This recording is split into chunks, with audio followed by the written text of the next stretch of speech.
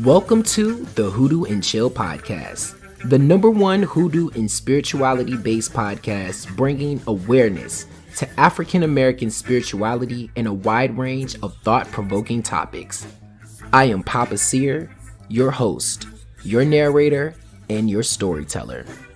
Before the show begins, make sure you're subscribed or following the show so you don't miss out on any episodes.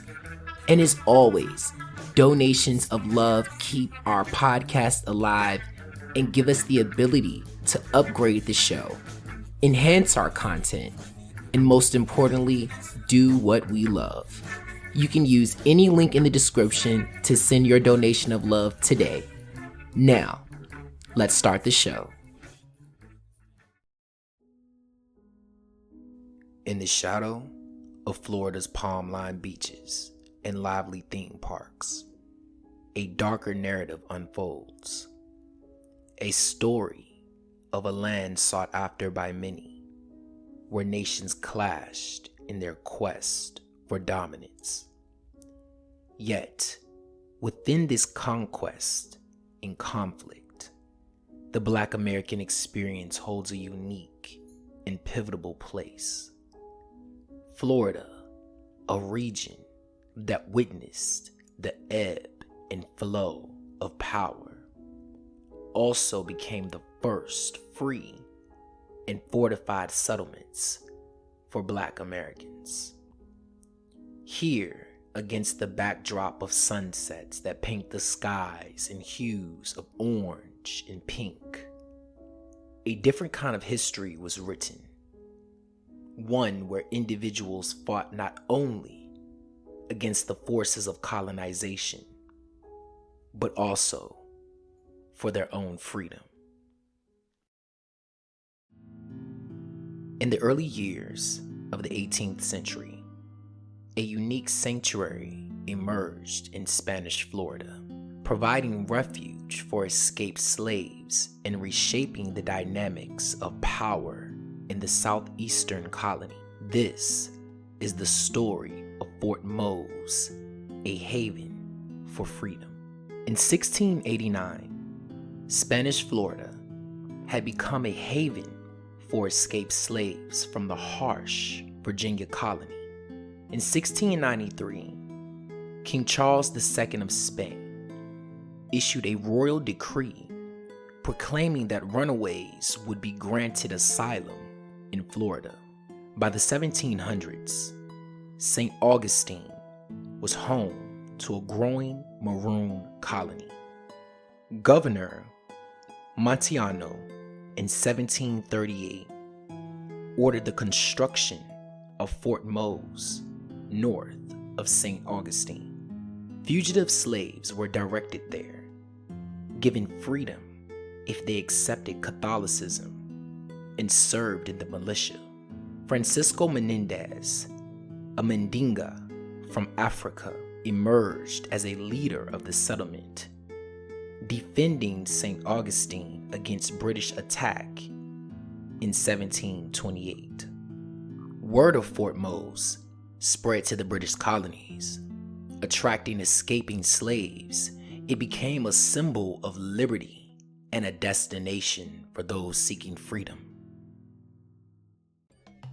Fort Mose played a pivotal role in inspiring the Stono Rebellion of 1739. Slaves recently arrived from Africa attempted to reach Spanish Florida during this revolt. Drawn by the promise of freedom and a chance at a new life, during the Stono Revolt, several dozen Africans believed to be from the Kingdom of Congo tried to reach Spanish Florida. Some were successful, and they rapidly adjusted to life there, as they were baptized Catholics. Congo was also a Catholic nation, and spoke Portuguese. The Black inhabitants of Fort Mose actively participated in political conflicts between Europe and colonial powers. They fought alongside Spanish forces against British attacks led by James Oglethorpe in 1740 during the War of Jenkins' Ear. A Floridian force composed of Spanish troops, Indian auxiliaries, and the Free Black militia counterattacked Oglethorpe's troops, ultimately defeating them, but sacrificing Fort Mose in the process. Fort Mose, a testament to resilience and unity, stood as a symbol of freedom in the face of adversity. Its legacy echoes through history, reminding us of the extraordinary journey undertaken by those who sought liberty and found it within the walls of this unique fortress. As the embers of Fort Mose's legacy faded, another chapter in the struggle for freedom unfolded across the Florida frontier. The year was 1814, and a fort emerged along the Apalachicola River that would come to symbolize the ongoing quest for liberty. This is the story of Negro Fort, a beacon of resistance and defiance in the face of oppression. Negro Fort, established by the British in 1814, stood defiantly in what was then Spanish Florida, a strategic stronghold overlooking the winding waters below. Its purpose to support a potential British attack on the United States from the southwest, an attack that never came to pass. As the War of 1812 drew to a close in 1815, British commander Edward Nichols, in an unexpected turn, left the fort standing for the indigenous population.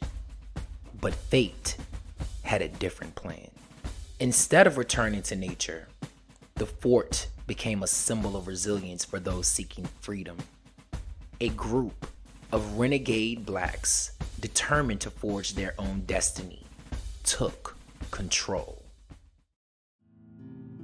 This massive fort, the largest structure between St. Augustine and Pensacola, became a sanctuary for runaway or freed black slaves from the plantations of the American South. Former enslaved who had escaped the shackles of plantations collaborated with the Seminole, sharing their knowledge of farming, and created self-sustaining communities.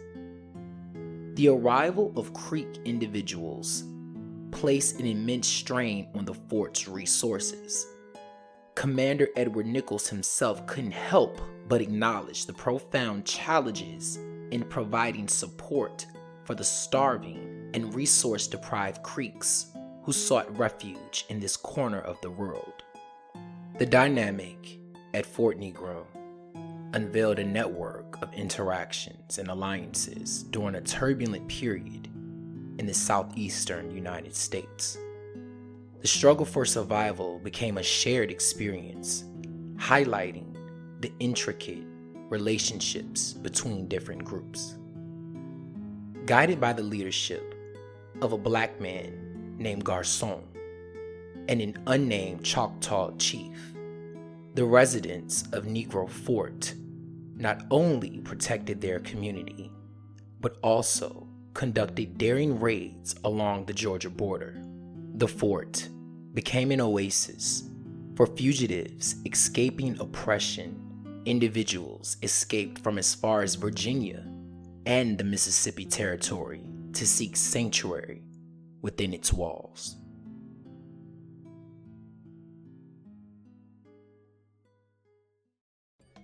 The fate of Negro Fort would ultimately be sealed on a fateful day, May 16th, 1816. General Andrew Jackson, hailed as the war hero of 1812, issued a ruthless order: blow up the fort, regardless of the ground on which it stands and restore all the stolen Negroes to their rightful owners. July 1816, the United States Army, aided by 2 offshore Navy gunboats, surrounded Fort Negro. On the ground stood Garcia, a man both Seminole and of black heritage, tall, lean, and menacing. His reputation for courage had earned him the fear of many, and he now stood as the last defender of the fort. Refusing to surrender, Garcia's men defiantly raised the British flag, a symbolic act of resistance. With the air thick with anticipation, Garcia fired a cannon shot, a resounding declaration of their unwillingness to yield. The clash began as both sides exchanged a thunderous volley of cannonballs. But amidst the chaos, tragedy struck. A single volley found its mark, igniting the fort's ammunition storage. In an instant, flames engulfed the once defiant fortress, and the deafening explosion echoed across the Apalachicola River. Over 200 lives were lost, and 64 were left wounded. Garcia, the towering figure who had stood as the symbol of resistance, was captured and executed. The families within the fort, those who survived the inferno, fled into the swamps, seeking refuge in the tall grasses, their hopes of freedom shattered. Tragically, those who survived were not spared the cruel hand of fate.